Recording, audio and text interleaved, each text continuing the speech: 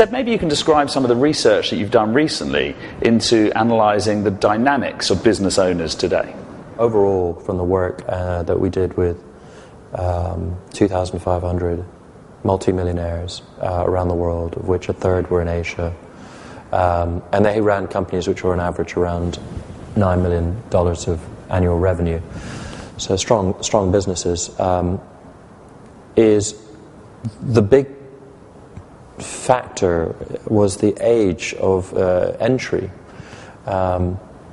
If you go back and look at the baby boomers, so they're now implicitly 55 to 65 years old, and as we did, we asked them, when did you start your entrepreneurial path?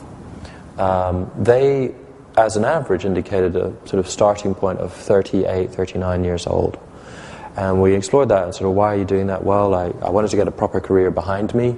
I wanted to get a qualification, for example, CFA or whatever it might be, or MBA.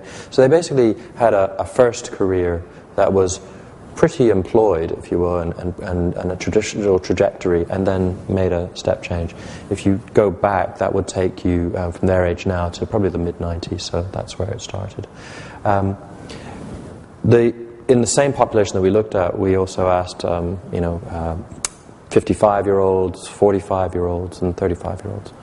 And what's very interesting is that the individuals that are multimillionaire business owners successful today, who are 45, and in general, the age with which they started was almost a decade younger. So, from a research perspective, what we're beginning to see is that starting an entrepreneurial world as a business owner is a much earlier part in someone's life stage. The younger, earlier starters, if you will, said, I don't need the career background behind me. I don't need the CFA, MBA necessarily. What I do need is essentially a strong commitment and conviction to making this work and a good market niche that I'm going to develop. That's very, very significant behaviorally and sociographically as well as economically. It also has consequences for the private wealth industry. And what does this mean for some of the wealth-related needs of these individuals?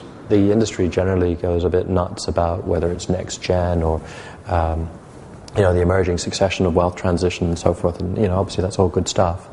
But the idea that you're working with younger business owners, not next gen, just younger, fundamentally very successful multimillionaire business owners, has a huge consequence to how they engage with that client group and vice versa.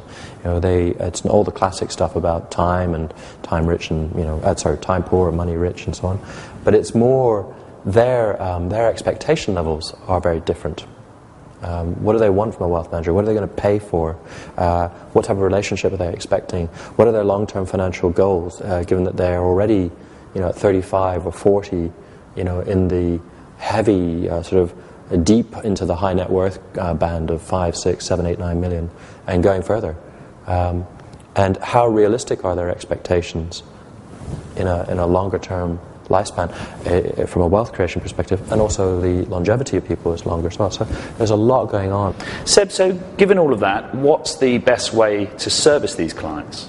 The linkage with, one has to remember that at that level of wealth creation and at that stage in their lives, they're going to be possibly more inclined to focus on the corporate lending side, getting them to, I wouldn't say leverage, but certainly support the growth of their business. And the joining up of the wealth management business with the corporate side of the business of banking services is critical.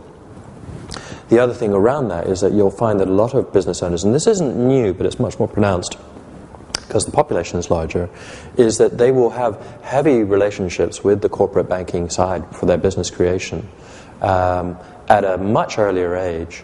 And then when they monetize or crystallize their wealth, they're not inclined to move it across to the sister business of the wealth manager.